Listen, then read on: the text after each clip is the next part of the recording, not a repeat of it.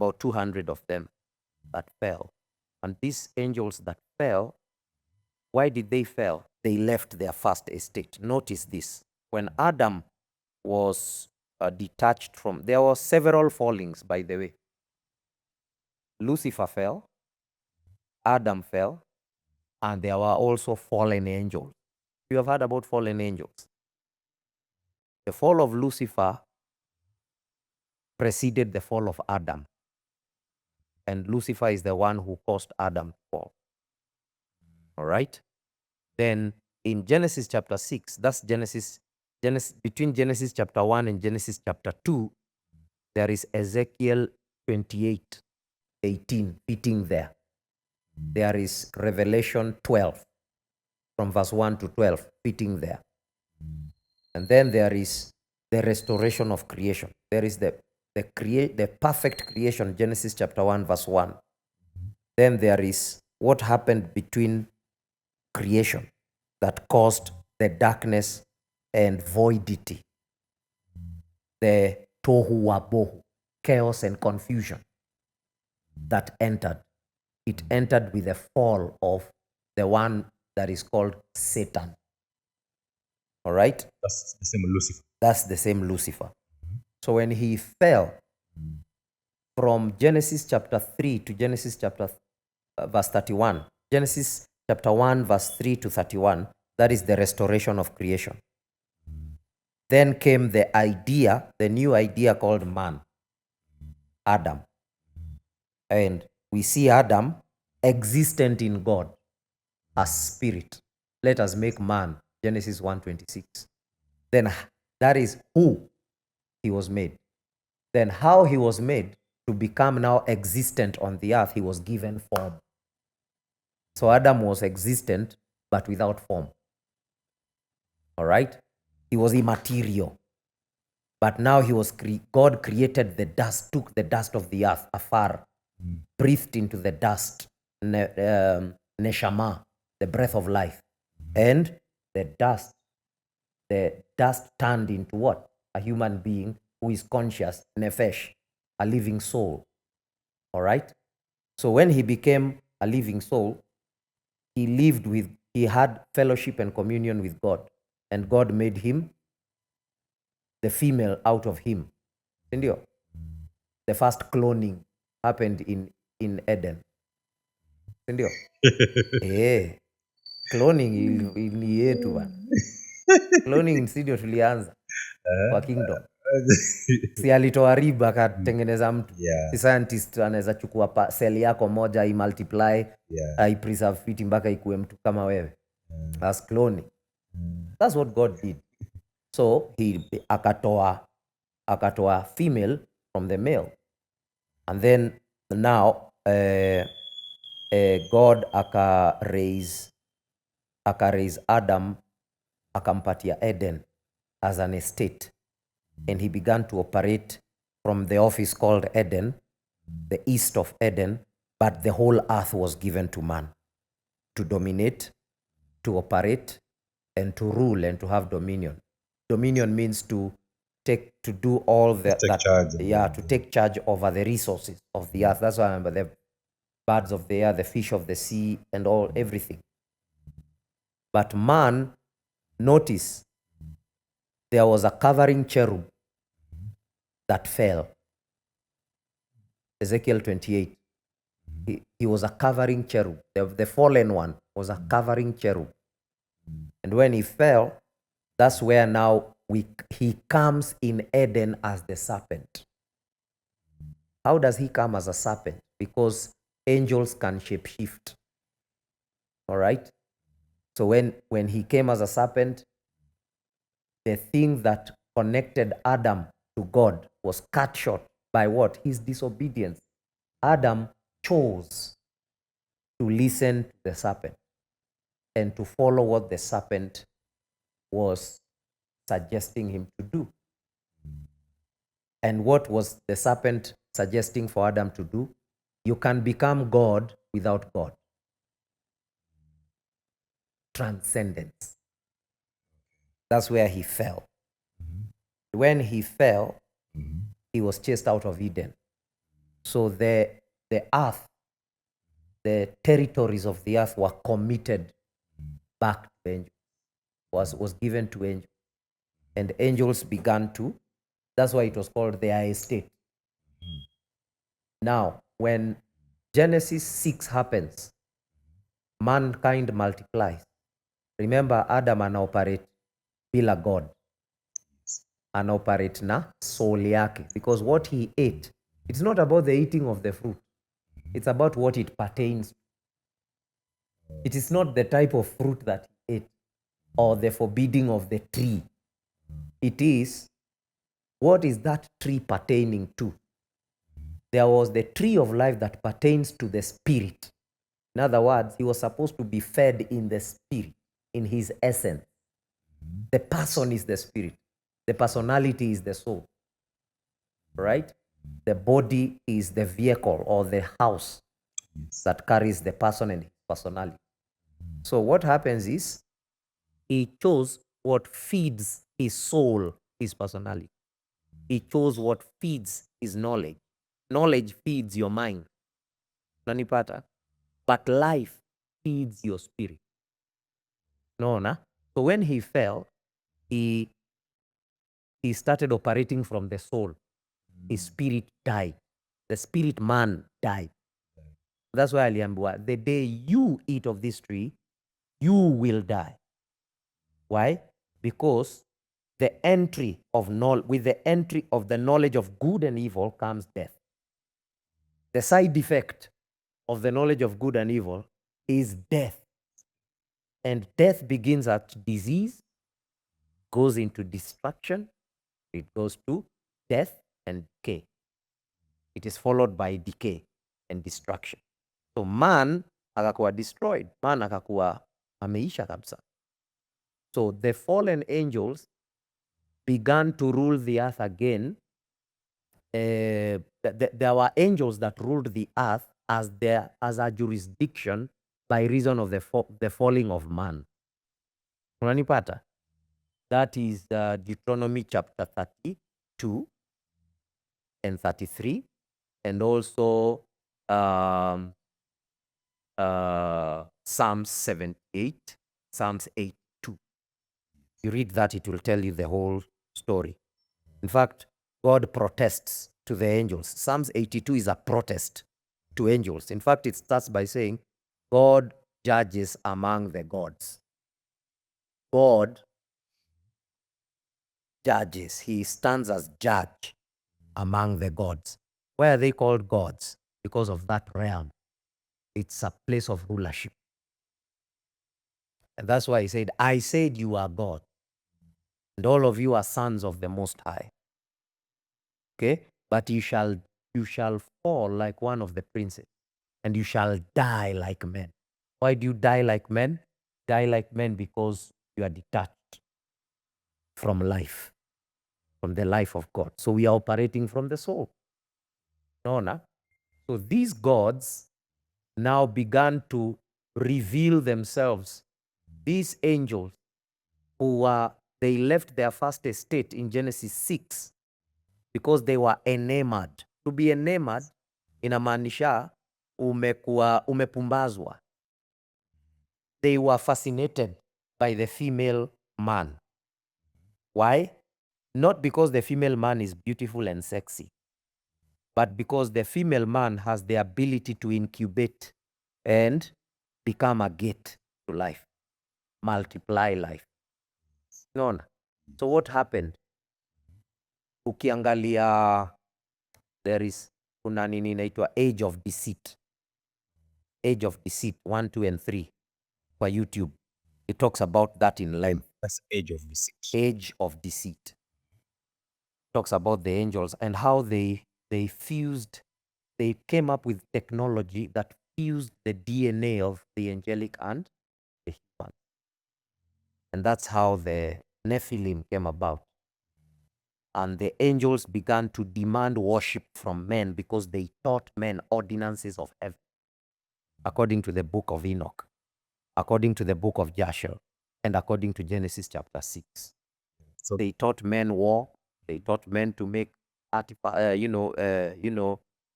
tools, weapons, technology, beauty, even things like inaitangwaje contraceptives, all that.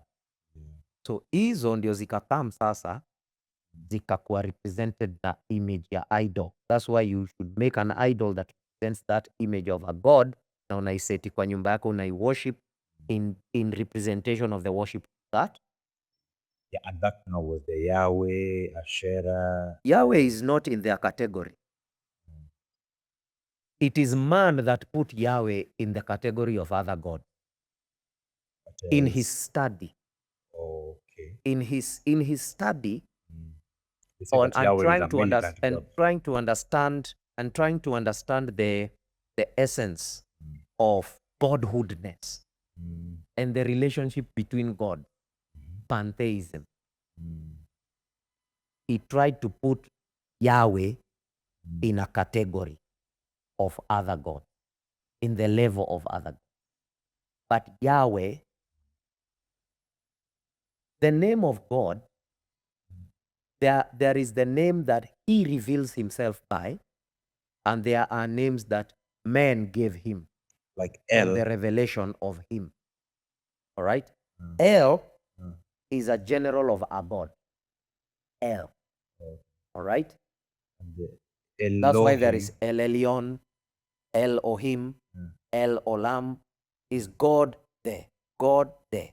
But these other names attached to El are revelations by which he shows himself to men. Remember, divinity is supra. It is so high that there is a dimension that humanity cannot behold divinity. And that's why God can't come in his level to us. Bible says the highest of heaven belongs to me. The earth is my footstool. If the earth is a footstool, how does the whole body fit in this? Unanipata? Acha nikuonyeshe hivi. Genesis 1:1, in the beginning God created the heavens. See, the heavens is where he chose to dwell. Before heaven existed, where was God? Where was God before heaven existed? Before earth existed? Where he was is where he still is even now. And that dimension is so where he was before he created the heavens and earth is where he is. That's where he is even now. Now God haezi kuja na hiyo dimension yote. Haezi kuja na hiyo dimension yote earth ajionyeshe kwako. So that's where he was. It's part of the universe, or how do we as human beings? The universe is what creatures is the realm of creatures. That's part of the heaven and earth. That's part of heaven and earth. But the question is what is outside heaven and earth? What is outside the universe? Umeiona? Now when we enter those levels of thinking, inaanza kustua hata vile una think. Inakustua. Kwa sababu gani? Kwa sababu it is what we call infathomable. You can't understand. You can't fathom it. Wezi grasp. That's why Paul alikuwa anasema, oh, the unsearchable wisdom of God.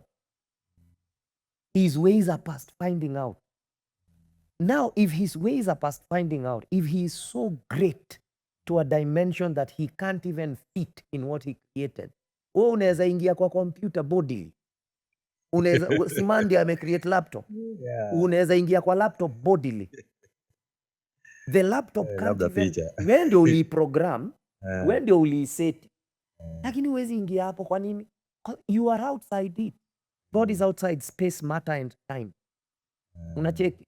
So for them that are within time, space and matter to come to comprehension of him, he has to do what we call reveal himself. He has to do something that is lower than him to show who he is, or a representation of who he is, so that you can be able to understand. Now, there is no other God that has been able to reveal himself. the way Yahweh has himself. He has revealed himself, number one, as Father. He has revealed himself as love.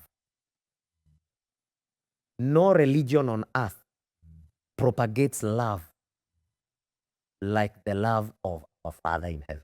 So is he a militant God? As in Yahweh is portrayed as a militant. That is a revelatory dimension. God is beyond war. God is seated. God is seated. And every war that was fought on earth was not fought by God. It was fought by man who believed in God. God just gave strategy. God did not fight. But we attribute him to be a man of war because of the strategies he gave us when we went to war and won. Unaiona? I just want to Ngoja believe where nikuulize, I'm coming Egypt, from. in Egypt, Yes. was God fighting the gods of Egypt? Yeah. He was not fighting the gods of Egypt. It was Moses that fought the gods of Egypt. How? Moses encountered God on is it Sinai? Mount Sinai? And he was given the staff. Sindio? And he was equipped with miracles. Yes. Sindio? When he went to Egypt, ni God aliangusha mti. So it is God, is it God that fought the gods of Egypt? No. It is Moses. But In fact, Moses was told, he facilitated him to do so. yes, Moses was told, I shall make you God to Pharaoh. So Moses, in essence, in the battle of Egypt, Moses entered the God realm and fought because the children of the nation of Egypt believed that Pharaoh was a god. Sindio? They believed that Pharaoh was a god. And so if they believed that Pharaoh was a god, someone who is opposing him must come in the concept of a god. And that's why God came and told Moses, now I am sending you to go on my behalf. Everything you will be doing on my behalf. You remember the angel that was sent to Joshua? Said, as a captain of the army of God, I have come. All right? So when man who operates on the logical dimension studies this, he has to bring God to earth and make God a fighter so that we can see God as a militant. But in essence, all the wars that were fought on the earth were fought by men. And these men were assisted mostly by angels that God had sent. And the one thing you have to understand about the wars of the earth, the ultimacy of the issues that we face on the earth is not political issues. It is not religious issues. It is not economic issues. And it is not biological issues. The issues that we fight are issues between two factions, good and evil. And good is where God is. And evil is where the other gods are. Unanipata? So you can't take God, who is on the side of one faction, and put him together with the other. That's a mixture. Yeah. So good, and if good, the ultimacy, and that's where the prophecy comes in. The ultimacy of prophecy is that good prevails over evil. No matter how evil imposes itself to try and overcome good, and those that believe and fight for and stand for and live by the good, good will always prevail over evil. And that's why the systems that are created, there are two kinds of systems. Yes. There is the system of the kingdom of God, which is the kingdom of light or the kingdom of good. And there is the kingdom of darkness, which is the system of evil. And we are not talking about black here. It's not about white and black. It's not about people. It's about sides, faction. And these two factions is the faction of good, the side of good and the side of evil. Na side ya evil ndio side ya devil na fallen angels. Side ya good ni side ya God na angels wa light. An angel simply means a servant. Melaka. All right?